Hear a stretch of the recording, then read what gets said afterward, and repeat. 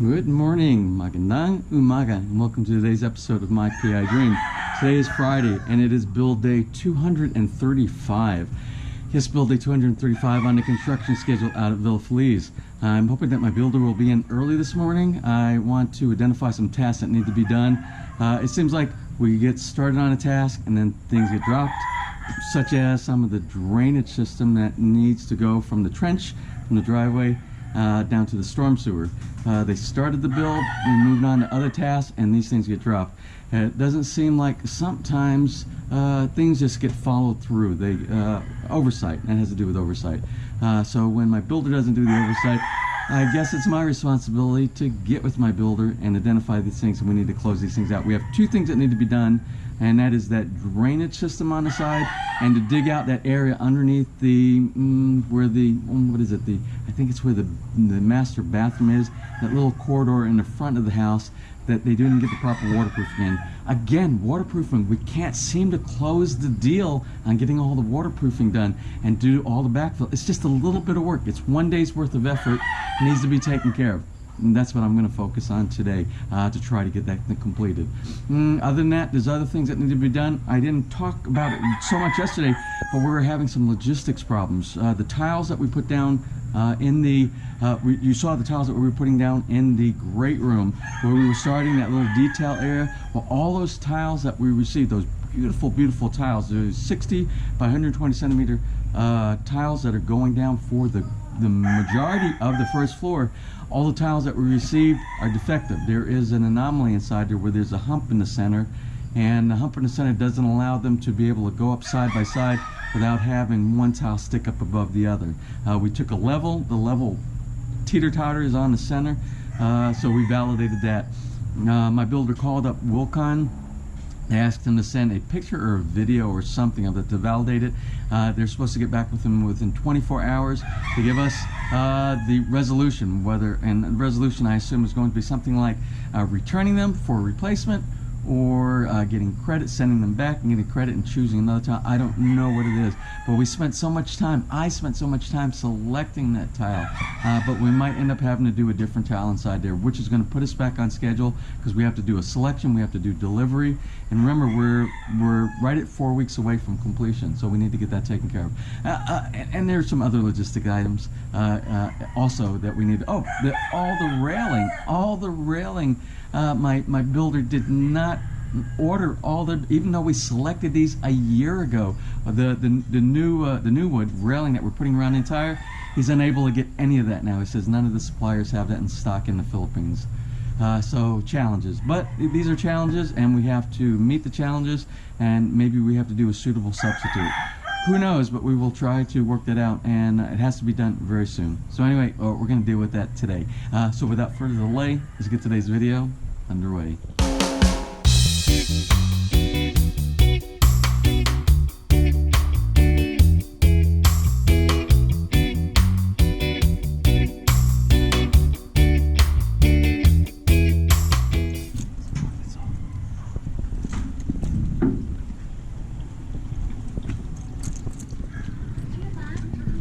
Morning, Michelle. Good morning. How are you today? Very good. I didn't bypass you today. I'm here. How's everybody today? Very good. Very good. Where's Roy? Oh, what's it? Friday. Oh, it's laundry day or ironing day. Ironing day for you. Laundry day. And he'll be back. Yeah. So that you can do your ironing. Yes. No, I will do my. All right. Well, I need to do laundry too. To buy some stuff, then before I go to my regular duty. You have to be flexible. Yes. You have to be flexible. Can I drop my laundry off? I have laundry that needs to be done too. Oh, really? No, you didn't say yes.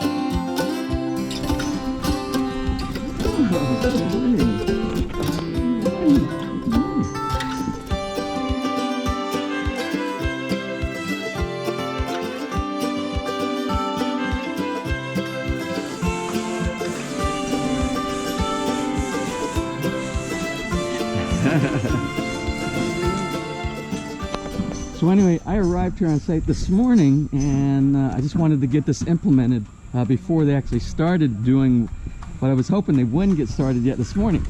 Over here, this is all going to be backfilled. This is our trench that leads all of our pipes that go to the storm sewer. Remember, this is where all of our water goes for overflow, for flood prevention and things like that. Well, when I came in this morning, and this, what I'm going to do is the very first trench over at the beginning of the driveway, the very first one. It's going to probably take the wrath of a lot of the rain that's coming in, which is this trench over here. They were going to connect that one. My builder was going to connect this one right at this injection point with all the other pipes that are going in. Well, since that might get a lot of debris, we're going to cover the pipe up with a wider type of a metal type of a like the screening that is up on the roof, so we don't get any of the large debris inside there. But of course, there's probably going to be a little bit of, you know, dust and dirt, just a little bit that might get inside there from some of the heavy rains, especially at the initial stage when we first put down all of our grass blocks out there, and we put soil inside them in the grass until everything gets nice and tight. There's going to be a chance for some soil to actually get inside. A lot of that soil will, after we get lots and lots of water, it will flow and it will end up going into the storm sewer. But what I want to make sure that they don't do is they don't cover it, they don't backfill this entire area here, which is what they were doing this morning. Because we're going to run that trench independent of all the other trenches, since it's the first line of security for our flood prevention. So we'll run a separate 3-inch pipe through here all the way down, and we'll inject it somewhere else downline, so it is independent of all the other pipes. Remember, we have like 5 pipes down the side of here.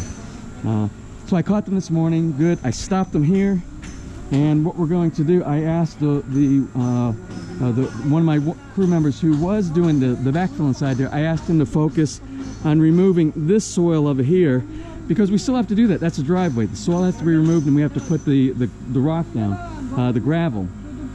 So we'll remove all this, and this way, before we get the vibrator, we'll have all this done, and down in the base.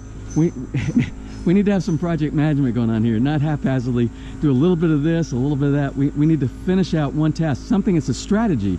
The strategy is you need to do something now so that you can prepare something later on, which is going to be the vibrating, then the sand, screeding, and then the grass blocks. So today, the guys that are doing the soffit, all the tins work for the soffit installation, they're working on the front of the house today. So they're working there, and I see that the team for the precast in the red truck over there, they just arrived on site over here. So they will continue on with their project. And also I see their lead is here, the guy in the red shirt over there.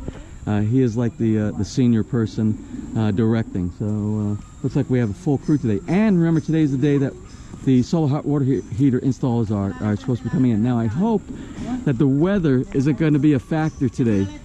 It's one of those, it can go either way, rain or no rain today. We'll see. I have a feeling this ceiling detail is going to be my Christmas present. That's the rate that we're going on that one. You see, we have no more tile laid out. There is no preparation. Everything was removed, the dry mix as well as the tile, because we have those defective tiles. And it was these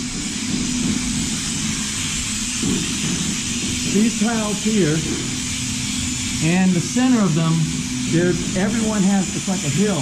You put the level on and it's teeter-totters. So we either need to get them replaced and find the same brand, maybe a lot that was not defective, or we need to select a different tile. And in the CR, after I identified that this section of the wall was about 3/4 of an inch out of square, nothing has gotten done inside here. It's literally a 1 hour. It's literally a 1 hour job to remove this entire section, square it, and put a new section of concrete hollow blocks and do the plastic cut on there. Literally about maybe a 2 hour job at the most. but for some reason that stopped too. But it will get done. It will get done. Like again, it's so simple. It will get done. But what I am doing inside here, I gave the picture of what it's going to look like. I gave this to my builder a while back, and that's what I defined that I wanted I wanted an exact replica of this design right here. I don't know what he did with the picture.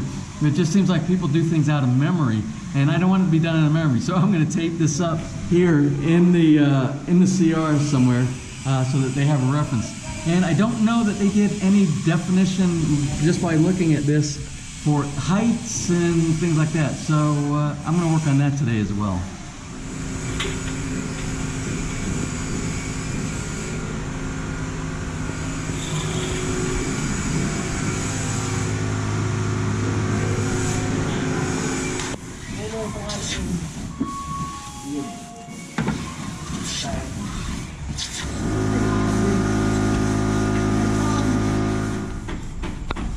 And our solar hot water heater, the Solar Heart folks are on site.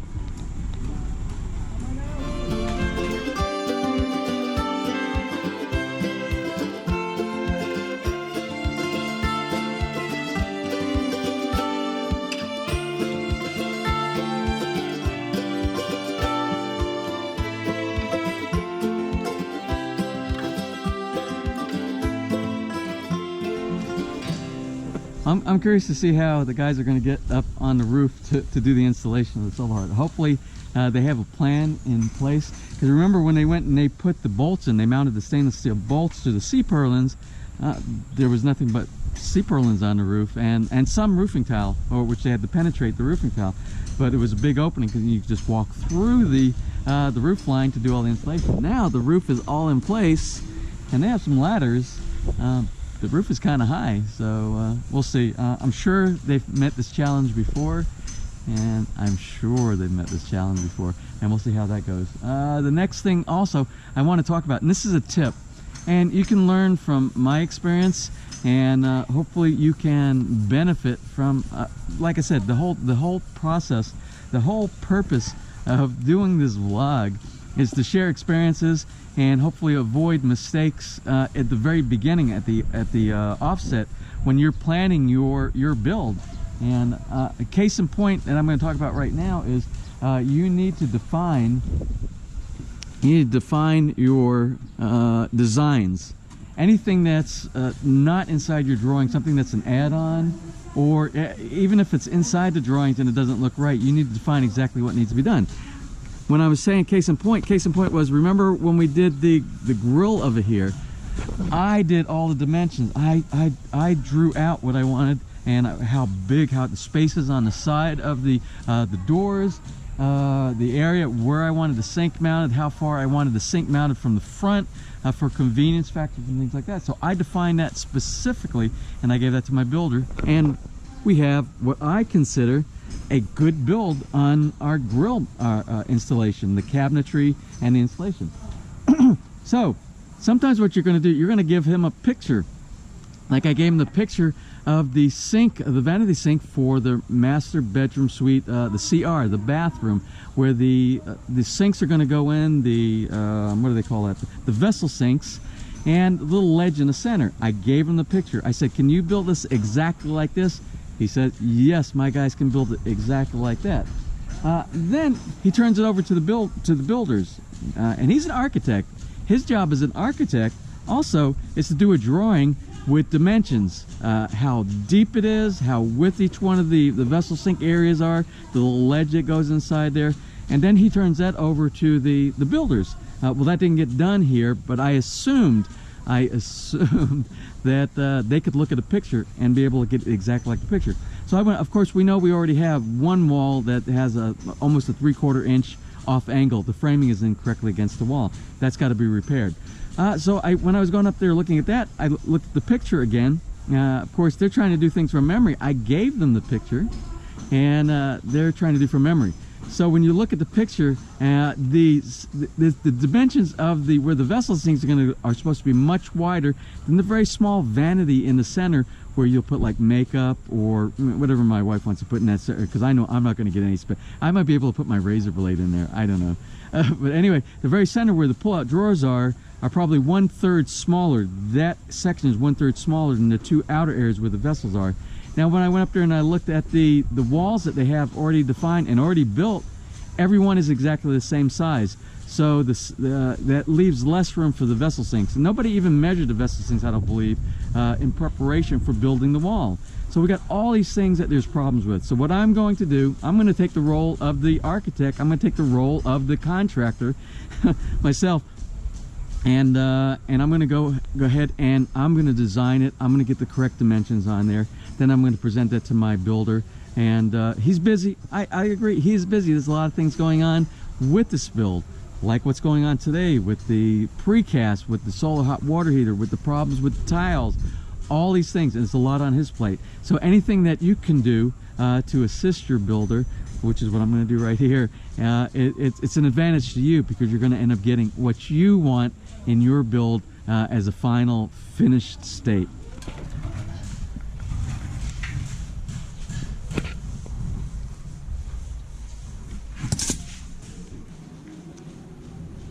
So I had all intentions of doing drone capture of everything that the Solar Heart guys are doing for the installation of the Solar Hot water heater on top. But as you can see, everything is wet on the ground, because for about the last hour it's been raining here.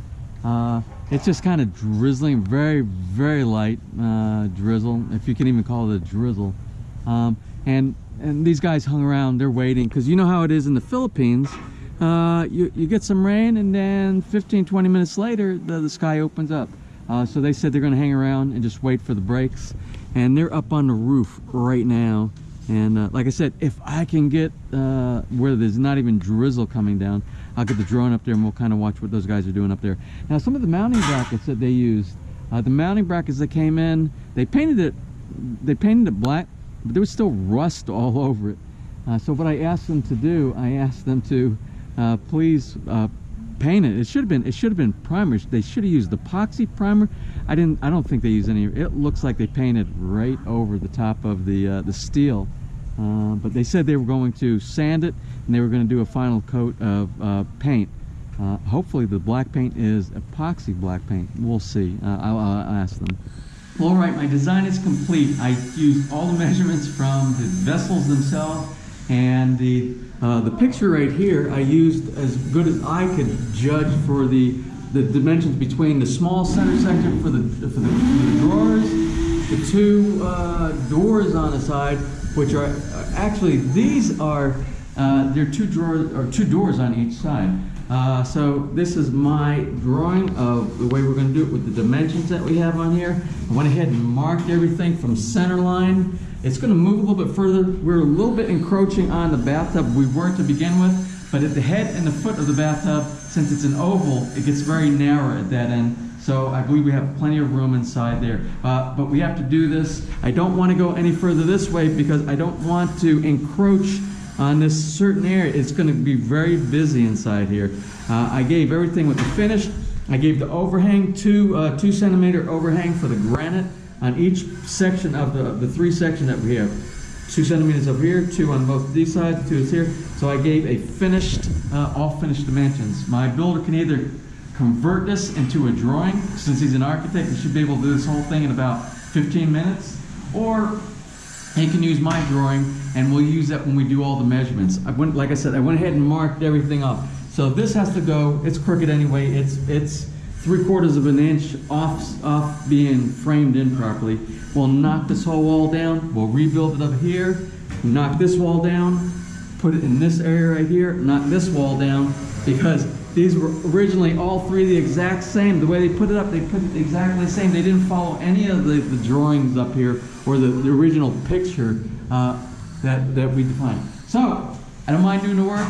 If it means that we're going to get what I want, that more power to it. So I'll give him this when he comes back. My builder is actually, I believe he's in Albang. He's in Manila somewhere at one of the Vulcans, maybe Santa Rosa, I don't know. But he's securing all the tiles for this whole 2nd floor and some of the other building supplies. I also asked him to try to get those 12 or 13 tiles for the CR in the basement, so we can close that out as well. We have a 1 to 2 month lead on all the railing, the new wood railing. I told them order it anyway. I don't care if we don't have it up when the house is built. I want that railing here, and if he has to come back in after he completes the job just to do the railing, we'll do the railing, which means it will probably be a early January, second week of January installation, or possibly at the closure if he can get it in 1 month. When they tell you 1 to 2 months, it usually means 2 to 4 months, but we'll do that. It's what I want, and I'm willing to wait for it.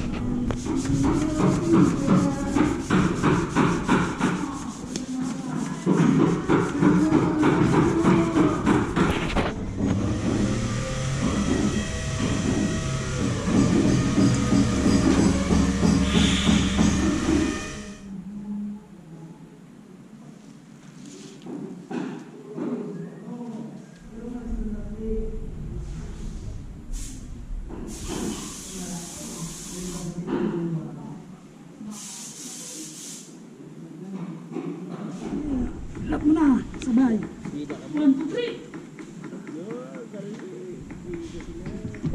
Lock. Yeah. Listen now.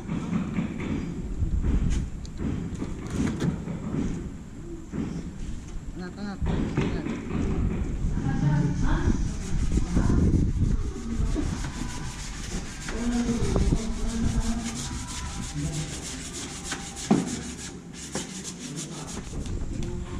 Here's your tip of the day. When you have your builder building for you, and if you're not going to be there, well, too bad for you. You really should be there. And if you can be there, what's going to happen is a lot of the decisions are going to be made for you if you don't interject anywhere through the entire build. And it comes in point as far as design. It comes in play when it comes to colors, sizes, heights, everything, heights of where your fixtures, your electrical outlets and things like that. So what I want to get to right now, what I want to bring up is the fact that stain colors.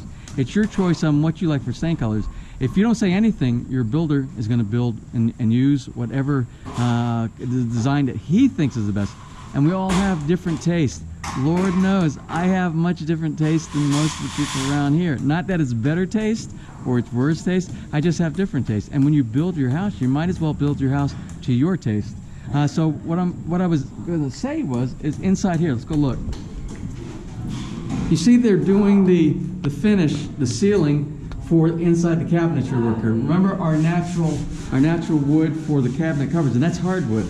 But the plywood that's being used to build the framing and the inside of your cabinets, it's marine plywood. That's mainly what you're going to find if your carpenter is going to do that. Very seldom will you see anybody using hardwood around here. If you do, it's going to be a very expensive house and a very expensive set of cabinets. Even in the US, a lot of the inside of the cabinets are made of regular plywood. When I build a cabinet for a library or for a kitchen or something like that, I use regular plywood.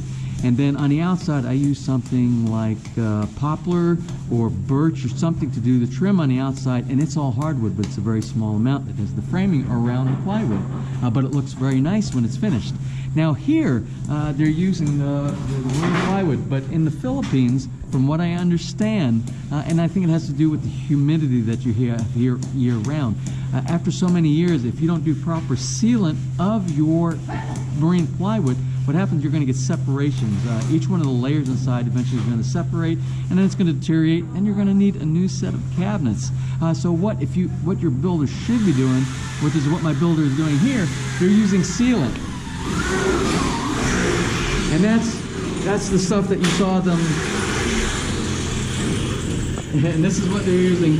It's the body filler, and what it does is sealant, and it doesn't allow the moisture to permeate and get inside between the layers of it's a board that's basically manufactured, and it's really not manufactured to last forever. But this helps it last an extended period of time if you're not using hardwood. Again, hardwood's very expensive to do on this size for the cabinets for the inside. So let's get back on point, and the point is the finish when it gets done. It's not so important about the inside, but it is important for the inside, because originally I asked him, what are we doing for the cabinets? And he said, it's going to be about the same color as the door frames, the dark brown. I'm like, okay. And then I asked again today, because I'm looking at the body filler that they're using there, and that's the same kind of body filler that we're using downstairs for the ceiling feature, and it's also dark brown. But I asked him again just to make sure, and he said, oh, we're going to do white on the inside. And I said, you're going to do white on the inside. How can you do white on the inside of the cabinets and have normal wood, natural wood on the outside for the cabinet doors? So I said, I don't want white on the inside and natural wood look on the outside, and I don't even want the simulated wood grain like we're doing on that feature downstairs. To me, it seems too artificial. I love natural wood. I love natural wood grain. I love just putting a little bit of stain on it, and I like putting some sealer on there, and I like having like a semi gloss or a satin type of a finish on there. So that being said, that's what we're going to do, and I made sure that this is going to be the solution. He said it's no problem with the inside, even with the filler, the polyester filler that they're using inside there right now. Will match a color similar to what we're doing downstairs. So the inside will be sealed, and it will be a hard seal. It's great if you drip water inside there from a plate or any type of silverware or something like that. It's not going to permeate and get inside the wood, so that will be sealed very good. It's almost like a plastic coat inside there. But the outside, when you look at the doors on there, the doors are going to be natural wood with some stain and with some sealant on the outside. Then the next thing we started talking about are these doors, the French doors right here. And I asked him, you got to ask, I said, what were you planning on putting on there? And he said he was going to match these doors to the dark color of the soffit and the window frames inside there. You know, that very dark we have in there. And I keep thinking, well, that's going to be too much dark. That's one of the reasons why the railing that we're putting here is going to be a light brown, which is just about the color of that, or just a little. It's a different shade of brown. It's kind of a gray brown kind of a color. And I said, well, let's not do that. Let's go ahead and do the same thing with these French doors. Look at the color. I love this color right here. This natural color. And this color right here matches perfect with the terracotta of the roof, of the Rosso color they call it, but it's a lot like a terracotta kind of a color. So I said, what we're going to do is, I said, let me think on it overnight, and I'm going to talk with my wife about it. But instead of making everything the same color, and then it becomes boring after a while, then you don't have any type of contrast in some of your details on your house. And that's what I want to do with this right here. So I'm pretty sure, as long as she says it's a go, we're gonna keep it this color right here, and it will go great with the tile that we have right here, because the tile is going to be a combination of like the terracotta and a stone and a brownish kind of color, so it will all coordinate perfectly. What I want to do right now is talk with you about a couple of issues that came up today, and they're not critical issues, but they would be critical if we don't correct them, and they're an inconvenience, and they're things that we have to correct. And it's one of those kind of things that I don't know where the breakdown in communications happen, but that's what you need to be here for the oversight for when things like this happen. Because if you're not here and you come back after your house has been built for a year, and then you see all these kind of things, sometimes it's too late. Usually nothing is too late unless it's something built inside, deep inside your house that you don't know about. But these are kind of things that I'm talking about that if you're proactive during an install and you see it, then you can make the correction. And let me go ahead and get to the point. And the point is, you see the solar hot water heater on there. Well, this is the east, this is the west over here, and you see the angle of the solar panel on the solar hot water heater up there. It's the same issue that we had when we were going to, or we still might install the solar panels on this piece of the back side on the east side of the roof. We only get maybe about 5 hours of light in the morning before the sun hits up at noon or 1 o'clock in the afternoon, and then you're not going to get anything on the east side because the sun's going to be on this side and there'll be nothing. Well, when the folks from Solander came over, who are the representatives for Solheart, that's who we bought our system from, who did the engineering technical solution, when the engineer came out along with the sales rep, we came up with a solution for this, because this was not a good solution right here. And the solution is instead of this steep where you pretty much follow the 35-degree angle of the slope of the roof line, they were going to put it up on a little bit of a stilt, so we actually could get more hours of daylight, maybe until 2 o'clock, maybe 3 o'clock in the afternoon. So we got more than 5. We had maybe about 8 hours worth of sun during the daytime instead of just a few in the morning. And that was their technical solution, and they drew it out, and we, if you remember, we took pictures of it. It was sitting on the hood, I believe it was on the hood of my builder's father's Jeep out in the street out there. I never got a copy of that, but we do have it archived because we have it right here on My PI Dream. It's on one of the videos. So that was one of the problems. But again, I think what they're going to do, I think they're going to replace the brackets. We're going to have a higher elevation, a better attack angle to the sun. And I think we'll solve that problem there. Next problem, and I don't even need to go inside the house for this. All the doors. When we set up the BOM, the bill of materials define every piece of hardware, every piece of door, everything that has to do with the build of the house. How much concrete's going to be used, how much rebar is going to be used, so on and so forth. Down to nails, how many pounds of nails, or how many kilos of nails that you're going to use. But one of the things I'm trying to get at is the doors. The doors and the windows are all defined inside the bill of materials. And it tells you the style, and it shows you by design what's the style. If it's a French door, the size of each one of the panels. Is it 24 panels? Is it 16 panels? How many panels is it for the glass inside there? Is it a full wood door? The size of the wood door? Everything, every detail. Well, we took delivery today. I didn't show you because I was so busy doing some other stuff. But this delivery came in. I'm like, oh, okay, we're getting a delivery. And the delivery was about 10 doors that came inside. It was like a modern contemporary kind of design, and this is anything but a modern contemporary design. This is supposed to be old European, Tuscan, Italian, Mediterranean. This is what this is supposed to be. So anything with like individual 24 panel, whether it be wood or glass, French door kind, would work perfectly inside here. So I refused to take delivery of those. There were so many of them, and there were so many different designs, and you don't do that when you build a house. If you have one floor, a lot of this, you standardize a lot of the doors and they look the same. So maybe on one floor, you have a lot of the doors of the same exact design, especially if they're in sight of each other. And then if you go to a different floor, like the basement, you could do a different design for the basement, because the basement is a total different thing down there. But not within the basement. You don't have like 5 different doors inside the basement. My point is, you must get what you paid for it. So we sent all of those back. We talked about our definition. We went to the original agreement where I gave him the specific doors from Mulcon that we were going to order for the bedrooms. And you saw the French doors that are being installed up there going out to the lanai for the master bedroom. It's the same doors that are supposed to be for the entranceway that goes from the observation deck into the master bedroom suite. And it was a totally different kind of a door, and it was solid on the bottom, and it was not in our definition for our BOM.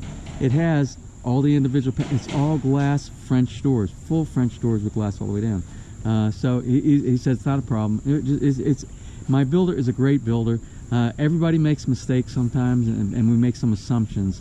But for me, I'm very detailed, and I want to make sure that what we spent so much time and effort and agonizing hours with me and my wife trying to come to an agreement, and that's one of the most difficult things in the world, is compromising with my wife. Yeah. So anyway, so we did that, and we want to make sure that that's what is the final look when we get our house. Well, it's 5 o'clock, and I'm going to close for now. I am not going to do a super wrap up today. I'm not going to go to each one of the rooms and show you what was done, because it's starting to get dark right now, and it'll take too much time. And I babbled enough, I believe, on some of the video today. But what I will tell you, even though there were some problems, and I always say, you know, you have successes and you have problems. The successes you appreciate, and the problems that you have, you deal with them and you correct it and you move on. And that's what we did today. We made some decisions today, a lot of decisions today. A lot of the decisions had to do with the decisions that should have been done a while back, but we went ahead and made those adjustments, and we made some, and I'm talking about like the doors and some of the other finishes that we have inside the house. By the way, the finish that I put for the columns on the front of the house, I'm changing that. When you stand in front of the house and you look at it, it's not exactly right. I need a lighter color, like a light stone color. It's a little bit too dark, and it doesn't match with the full color that all the front of the house is going to be. So we'll change that color next time we go down to Wilcom. We'll get a lighter color. As a matter of fact, when I was there, it was between two colors that I was looking at it, and I was afraid. And maybe if you've done paint selection before, and you have two selections, you're looking on a paint chart, Maybe you might want to always go with the lighter color than the darker color, because it always seems when it looks light enough on there, when you put it on your wall, especially when it matches up to like a white ceiling, it always seems too dark. At least that's been my experience in the past. I should know better by now. So anyway, today we made the decision on the doors up there. We made a decision on the doors that came in are not the doors that we want. We made a decision here for the precast. I want to show you the decision that we made on the precast. And it's amazing. It's after 5 o'clock and these guys are still working. One of the decisions that we had to make for the precast was to continue it all the way across here, across the top of the garage, or terminate it here, and how to do a termination. And we talked about it for a while. There were several recommendations made, and I started thinking one of the recommendations was to come here and go straight down. Oh, go ahead, just continue. That's okay.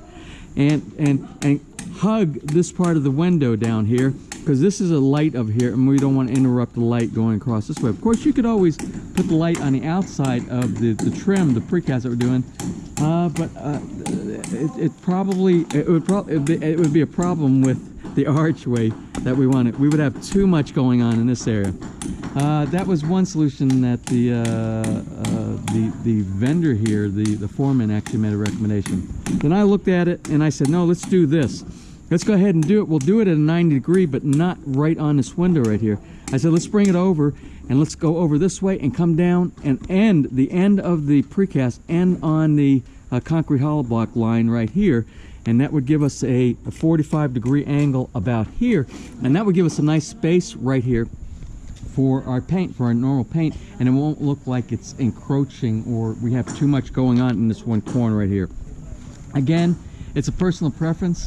Everybody has different preferences, and your idea might be different from mine, but I feel comfortable with that decision. So it'll be like an L, and the nice thing about that is it's going to define the driveway. It will be like a grand entrance, because imagine it dropping down right there at an L, dropping down the same thing on the retaining wall over here on L, and then we have the arch right here, and it's the entranceway going inside. That's what I made the call on today. Also, I talked with my builder about tomorrow we're having the wood guy, the same wood guy that sent out those doors that I'm not accepting those doors, which is probably going to end up costing me money for the doors that are going here. But we have the folks from there that are going to come out and do the measurements for this right here. And there's two kind of woods. Nara is one of them. And there's another kind, I can't remember the name of the other wood. The other wood he was telling me is actually a better wood than Nara. And Nara wood in the Philippines is famous for its ability to repel insects and termites and things like that. It's insect resistant, that's what I'm looking for. And it's a beautiful wood, and it's a very old wood, and it lasts for a very, very long time. And remember, we talked about pricing. I know I'm going to get folks that sit there and talk to me about, oh, you should be doing this kind of door, and you've all been making such great suggestions, but you have to talk about costs, and you should see some of the costs that we've got for some of like the cheap roll down commercial, the commercial ones that you see on a commercial building that you see downtown. It's almost the same price as 2-inch thick wooden doors for this area right here. And of course the elegance of wooden door is in no comparison to those rolanded doors that go down in there as well. And it's very hard to find the type of garage doors like we have in the US here. We sourced one place down in Batangas City, and I'm even ashamed to tell you what the price was for that. It was literally 10 times the price, 10 times the price of what you paid for it in the United States. And I don't know what's happening. I don't know if it's an import, jack up, custom, I don't know what it is, but I don't think a lot of people have garage doors around here, so they're taking advantage of the market, I believe, in my humble opinion. So we're gonna get a cost for this right here. We're gonna do some measurements, and there's a good possibility that we'll be going with the wood, and it takes about 2 weeks for them to build it. I said I wasn't going to do a wrap up, and I'm not going inside the house, but you see we got all this cleared. Tomorrow we'll be moving all that gravel there to this area right here. It will be finishing up this trench, getting this pipe here, and I spoke with my builder about making this independent. going to the storm sewer, and he's going to do that. We're going to put the pipe here, we're going to run it down through and put it on top of the other pipes that we have. In the event that this one kind of gets any type of dirt or debris and something like that, it won't interfere with all the other pipes that we have down here. It's much better to have independent pipes going out than everything hooked up, because if you get one block, it's like the problem we were talking about with these the pipes going to the septic tank from each one of the CR's water closets to toilets. If you put everything on one, you have that's a vulnerability, and if one breaks down and it clogs up the one prior to it, and you have two water closets, two toilets that are blocked, and it's very good to have a backup solution. There's just been so much that has gone on today, and another one thing, and I keep asking my builder question. I'm always asking my builder's question, and I listen to what he says, and if I like it, I said go for it, and if I don't, then we make changes. But this has nothing to do with that. What it has to do with, he informed me that tomorrow we are going to energize power to the house. It's not going to be the final solution. The final solution is, remember when we talked about, like, we have to change the 6-gauge wire that goes to our meter that's 300 meters away, and then we got to change that to 2-gauge wire. But what we're going to do a temporary connection just to do some circuit testing inside there using our 6-gauge. Of course, we don't have aircon units. We have nothing to hook anything, so it's basically going to be a blank slate. So we can still energize everything, but we have nothing hooked up to it, so there's no load. But we can do circuit testing of each one of the outlets. So anyway, that's enough for today. I'm going to close today. I'm going to get home. I'm going to edit this and try to get this out tonight on a timely manner. So if you enjoyed today's video, please give me a thumbs up. If you found it informative, please share. And if you found it the least bit entertaining, and I didn't bore you to death with a lot of the talk today, and you have not subscribed, just click on that little My PI Dream heart in the bottom right hand side of your screen, and you will be subscribed, and you will get notified the next time I upload a new video. So until tomorrow, which is going to be Saturday, and it's going to be build day 236. I'm pretty sure it's going to be build day 236 on a construction schedule out here at FELIZ. You have a wonderful and blessed day.